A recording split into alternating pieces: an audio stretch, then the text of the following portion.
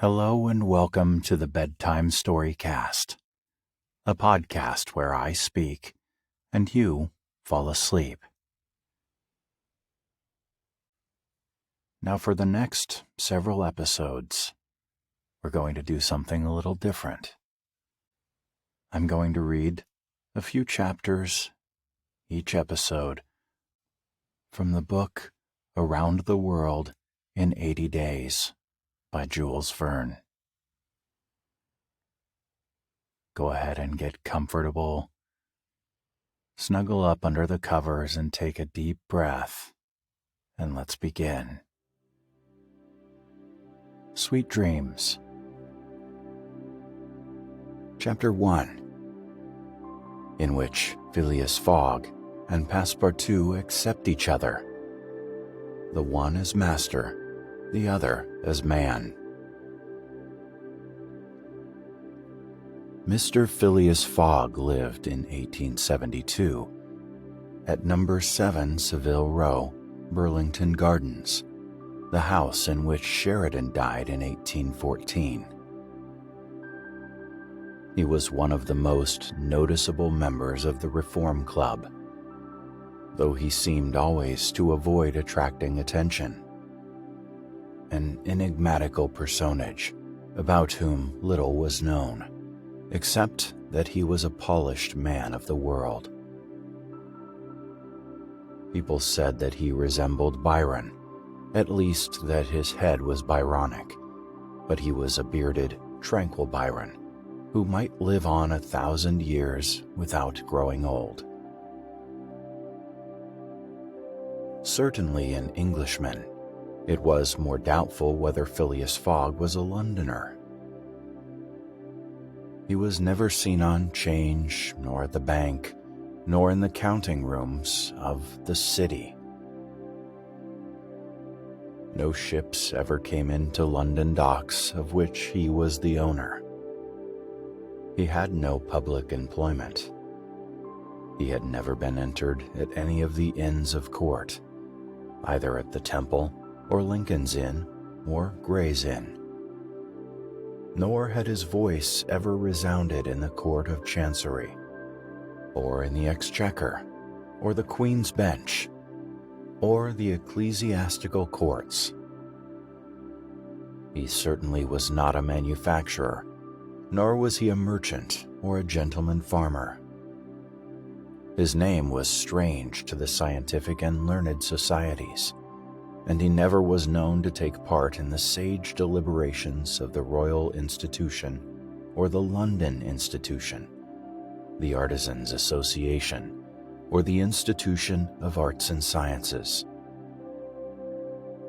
He belonged, in fact, to none of the numerous societies which swarm in the English capital, from the Harmonic to that of the entomologists, founded mainly for the purpose of abolishing pernicious insects.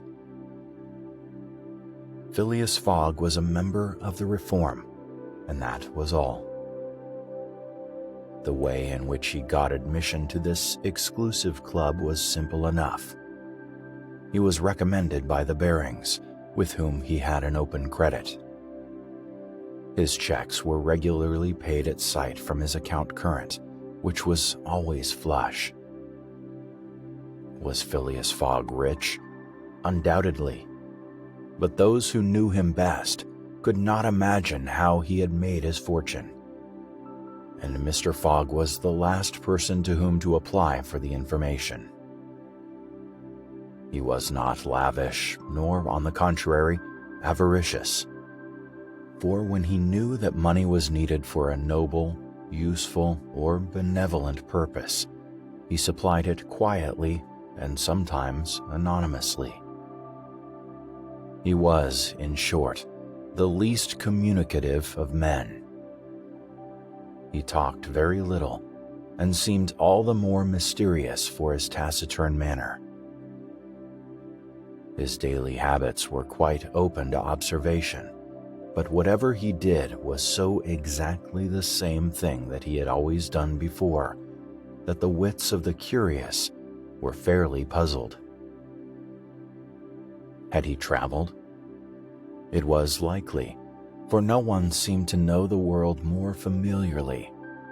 There was no spot so secluded that he did not appear to have an intimate acquaintance with it.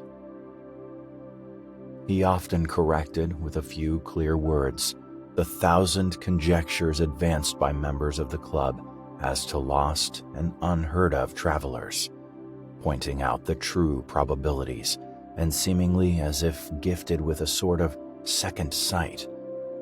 So often did events justify his predictions. He must have traveled everywhere, at least in spirit. It was at least certain that Phileas Fogg had not absented him from London for many years. Those who were honored by a better acquaintance with him than the rest declared that nobody could pretend to have seen him anywhere else. His sole pastimes were reading the papers and playing whist. He often won at this game, which, as a silent one, harmonized with his nature. But his winnings never went into his purse, being reserved as a fund for his charities. Mr. Fogg played not to win, but for the sake of playing. The game was, in his eyes, a contest, a struggle with a difficulty, yet a motionless, unwearying struggle, congenial to his tastes. Phileas Fogg was not known to have either wife or children, which may happen to the most honest people, either relatives or near friends, which is certainly more unusual. He lived alone in his house in Savile Row, whither none penetrated. A single domestic sufficed to serve him. He breakfasted and dined at the club, at hours mathematically fixed, in the same room, at the same table, never taking his meals with other members, much less bringing a guest with him, and went home at exactly midnight, only to retire at once to bed. He never used the cozy chambers which the Reform provides for its favored members. He passed 10 hours out of the 24 in Savile Row, either in sleeping or making his toilet. When he chose to take a walk, it was with a regular step in the entrance hall with its mosaic flooring, or in the circular gallery with its dome, supported by 20 red porphyric Ionic columns and illuminated by blue-painted windows. When he breakfasted or dined, all the resources of the club, its kitchens and pantries, its buttery and dairy, aided to crowd his table with their most succulent stores. He was served by the gravest waiters, in dress coats and shoes with swanskin soles, who proffered the viands in special porcelain and on the finest linen. Club decanters of a lost mold contained his sherry, his port, and his cinnamon-spiced claret, while his beverages were refreshingly cooled with ice, brought at great cost from the American lakes. If to live in this style is to be eccentric, it must be confessed that there is something good in eccentricity. The mansion in Savile Row, though not sumptuous, was exceedingly comfortable. The habits of its occupant were such as to demand but little from the sole domestic, but Phileas Fogg required him to be almost superhumanly prompt and regular. On this very 2nd of October, he had dismissed James Forster, because that luckless youth had brought him shaving water at 84 degrees Fahrenheit instead of 86, and he was awaiting his successor, who was due at the house between 11 and half past. Phileas Fogg was seated squarely in his armchair, his feet close together like those of a grenadier on parade, his hands resting on his knees, his body straight, his head erect. He was steadily watching a complicated clock which indicated the hours, the minutes, the seconds, the days, the months, and the years. At exactly 11:30, Mr. Fogg would, according to his daily habit, quit Savile Row and repair to the Reform. A rap at this moment sounded on the door of the cozy apartment where Phileas Fogg was seated, and James Forster, the dismissed servant, appeared. "The new servant," said he. A young man of 30 advanced and bowed. "You are a Frenchman, I believe?" asked Phileas Fogg. "And your name is John?" "Jean, if monsieur pleases," replied the newcomer. "Jean Passepartout, a surname which has clung to me because I have a natural aptness for going out of one business into another. I believe I'm honest, monsieur, but to be outspoken. I've had several trades. I've been an itinerant singer, a circus rider. When I used to vault like Leotard and dance on a rope like Blondin. Then I got to be a professor of gymnastics, so as to make better use of my talents. And then I was a soldier fireman at Paris and assisted at many a big fire. But I quitted France 5 years ago and, wishing to taste the sweets of domestic life, took service as a valet here in England. Finding myself out of place and hearing that Monsieur Phileas Fogg was the most exact and settled gentleman in the United Kingdom, I have come to Monsieur in the hope of living with him a tranquil life and forgetting even the name of Passepartout." "Passepartout suits me," responded Mr. Fogg. "You are well recommended to me. I hear a good report of you. You know my conditions?" "Yes, monsieur." "Good. What time is it?" 22 minutes after 11, returned Passepartout, drawing an enormous silver watch from the depths of his pocket.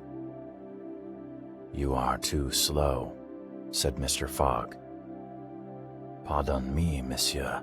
It is impossible."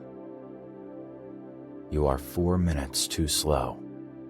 No matter. It's enough to mention the error. Now, from this moment, 29 minutes after 11 a.m., this Wednesday, 2nd October, you are in my service." Phileas Fogg got up, took his hat in his left hand, put it on his head with an automatic motion, and went off without a word. Passepartout heard the street door shut once. It was his new master going out. He heard it shut again. It was his predecessor, James Forster, departing in his turn. Passepartout remained alone in the house in Savile Row.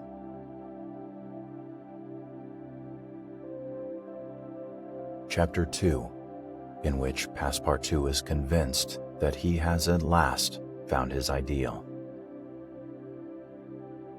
"Faith," muttered Passepartout, somewhat flurried. "I've seen people at Madame Tussaud's as lively as my new master." Madame Tussaud's people, let it be said, are of wax and are much visited in London. Speech is all that is wanting to make them human. During his brief interview with Mr. Fogg, Passepartout had been carefully observing him. He appeared to be a man about 40 years of age, with fine, handsome features and a tall, well-shaped figure. His hair and whiskers were light, his forehead compact and unwrinkled, his face rather pale, his teeth magnificent.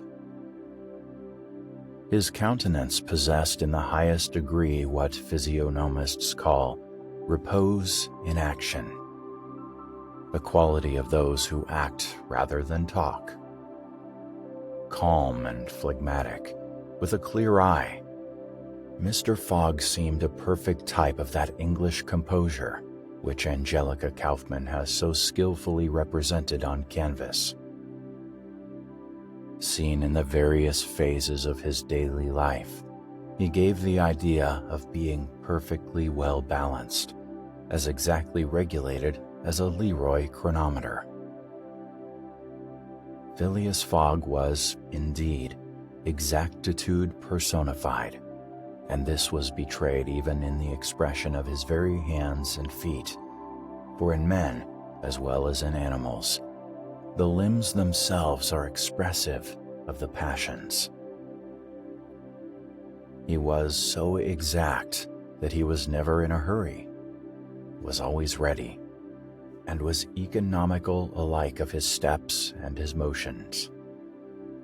He never took one step too many, and always went to his destination by the shortest cut. He made no superfluous gestures, and was never seen to be moved or agitated. He was the most deliberate person in the world, yet always reached his destination at the exact moment. He lived alone, and, so to speak, outside of every social relation. And as he knew that in this world account must be taken of friction, and that friction retards, he never rubbed against anybody. As for Passepartout, he was a true Parisian of Paris. Since he had abandoned his own country for England, taking service as a valet, he had in vain searched for a master after his own heart. Passepartout was by no means one of those pert dunces depicted by Molière with a bold gaze and a nose held high in the air. He was an honest fellow with a pleasant face, lips a trifle protruding, soft-mannered and serviceable, with a good round head, such as one likes to see on the shoulders of a friend. His eyes were blue, his complexion rubicund, his figure almost portly and well-built, his body muscular, and his physical powers fully developed by the exercises of his younger days. His brown hair was somewhat tumbled, for while the ancient sculptors are said to have known 18 methods of arranging Minerva's tresses, Passepartout was familiar with but one of dressing his own. 3 strokes of a large tooth comb completed his toilet. It would be rash to predict how Passepartout's lively nature would agree with Mr. Fogg. It was impossible to tell whether the new servant would turn out as absolutely methodical as his master required. Experience alone could solve the question. Passepartout had been a sort of vagrant in his early years, and now yearned for repose. But so far he had failed to find it, though he had already served in 10 English houses. But he could not take root in any of these.